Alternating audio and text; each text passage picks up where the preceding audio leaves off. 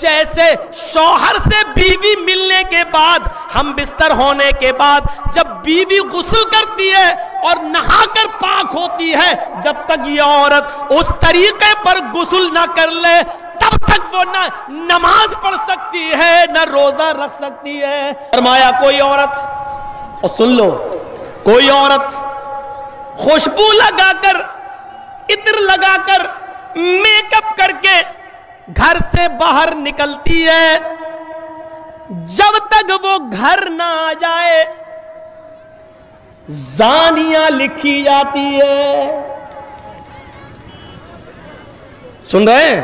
جو عورت make up کر کے، جو عورت خوشبو لگا کر، جو عورت کریم پاؤڈر میک اپ سور کر جب گھر سے باہر نکلتی ہے تو اس پر اللہ کی، فرشتوں کی لعنت برستی رہتی ہے، اور جب تک وہ گھر کے باہر رہتی ہے زانیہ اور بدچلن لکھی جاتی ہے۔ اب وہ بازار سے یا میک اپ کر کے گئی اور باہر سے گھوم کر جب وہ اپنے گھر پہ آ جائے تو اس وقت تک وہ نماز نہیں پڑھ سکتی ہے۔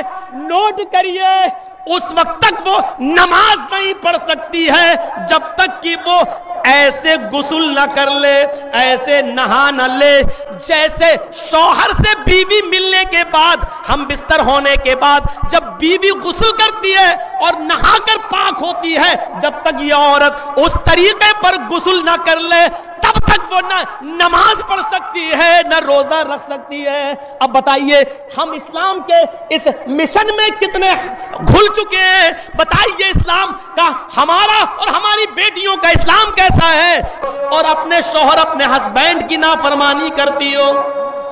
یاد رکھنا میرے بھائیوں، اللہ کے نبی صلی اللہ علیہ وسلم نے فرمایا ایوم امرات ماتت وزوجها عنہا رازن، جو عورت مر گئی، جس عورت کا انتقال ہوا اور انتقال کے وقت اس کا پتی اس سے خوش تھا، اس سے راضی تھا، تو وہ عورت جنت کے اندر داخل ہوگی۔ میری ماں بہنیں پہلی بات تو سن نہیں رہی ہیں، اور جو سن رہی ہیں وہ سن لیں۔ اللہ کے نبی نے جنتی عورت کی پہچان بتائی، ایوم امرات ماتت، جو عورت مر جائے، انتقال کر جائے، لیکن انتقال کرتے وقت اس کا پتی، اس کا ہسبینڈ اس سے راضی تھا، اس سے خوش تھا، فدخلت الجنہ، تو یہ عورت جنت کے اندر جائے گی۔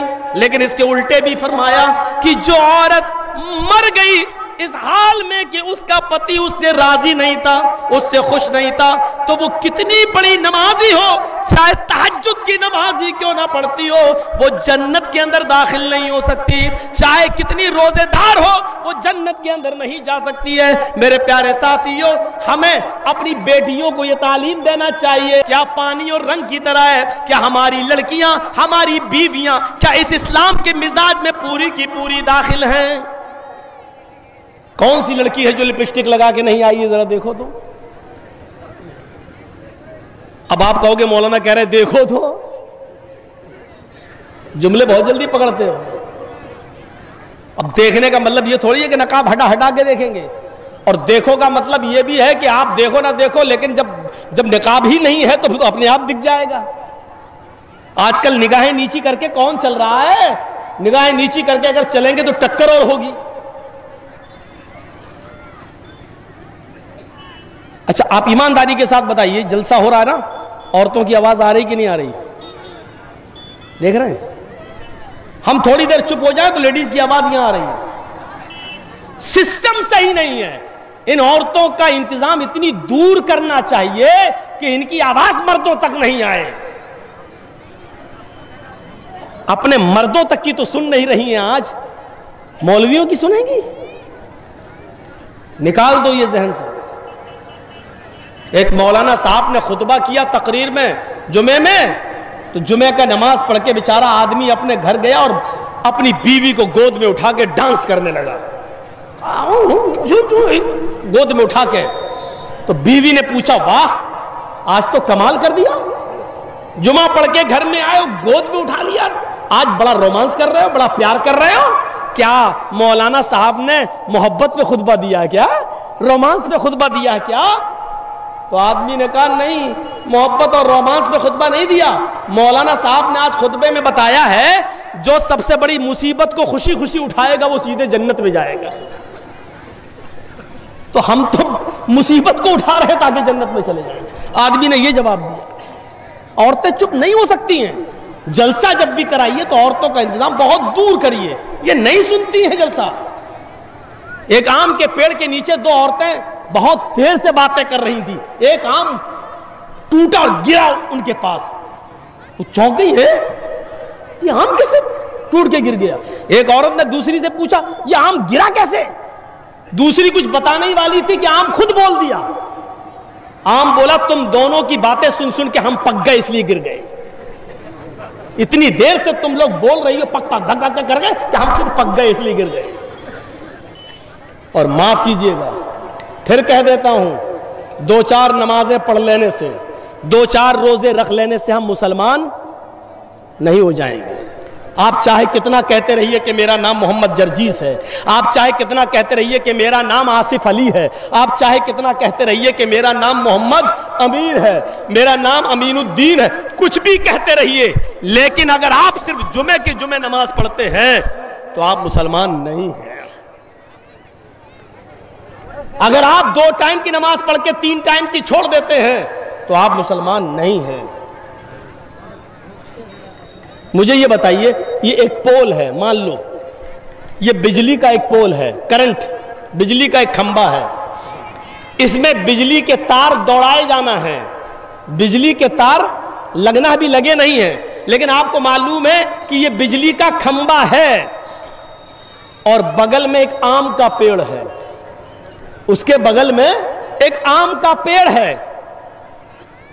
آندھی آئی، ہوا چلی، غور سے سننا، میں بہت زبردست مثال دے رہا ہوں، ہوا چلی، آندھی آئی اور آم کے پیڑ سے 15-20 پتے، آم کے جو پتے تھے وہ ٹوٹ کر بجلی کے کھمبے سے چپک گئے۔ یہ بجلی کا کھمبا ہے، میں نے مان لیا، آم کے پیڑ سے پتے ٹوٹے اور بجلی کے کھمبے پر چپک گئے۔ آپ نے دیکھا کہ بجلی کے کھمبے پر آم کے پتے لگے ہوئے ہیں، تو آپ اس بجلی کے کھمبے کو بجلی کا کھمبا کہو گے یا آم کا پیڑ کہو گے؟ مجھے آج جواب دو۔ چلیے تھوڑا سا میں پوچھتا ہوں آج آپ سے، دیکھیں سو رہے ہیں کہ جاگ رہے ہیں۔ بجلی کے کھمبے پر 20, 25, 50 پتے آم کے چپک گئے پیڑ کے، اب آپ اس بجلی کے کھمبے کو، بجلی کے پول کو کیا کہو گے؟ بجلی کا پول یا آم کا پیڑ؟ اس پہ تو آم کے پتے چپکے ہوئے ہیں۔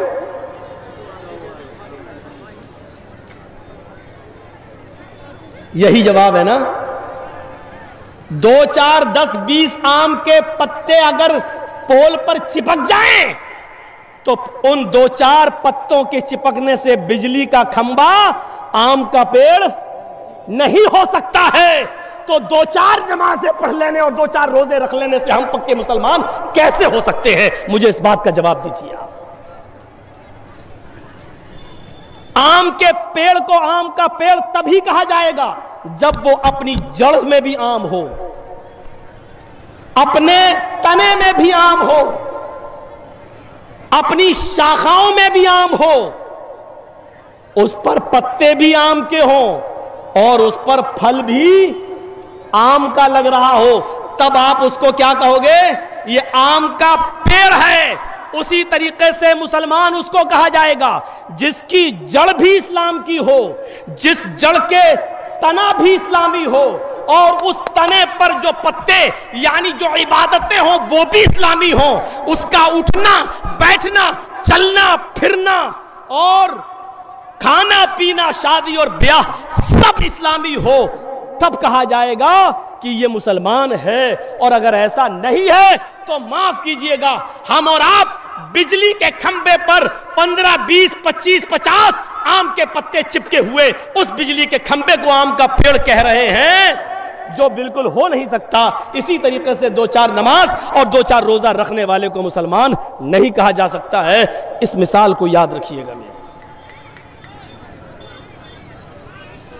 مولانا مثال تو اتنی اچھی دے رہے ہیں، اسی لیے تو یو پی سے بلاتے ہیں آپ کو کہ آپ عقل میں بٹھا دیتے ہیں ہماری۔